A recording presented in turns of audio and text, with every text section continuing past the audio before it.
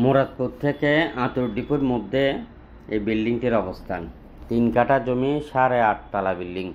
নিচে পার্কিং আছে, লিফট আছে, প্রতি ফ্লোরে 2 ইউনিট করে।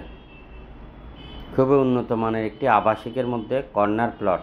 হাতের বামেও 15 ফিট রাস্তা, ডাইনেও 15 ফিট রাস্তা এবং ভিতরের ফিটিংস অনেক উন্নত। এই বিল্ডিংটি, এ ধরনের বিল্ডিং আমাদের কাছে অসংখ্য আছে।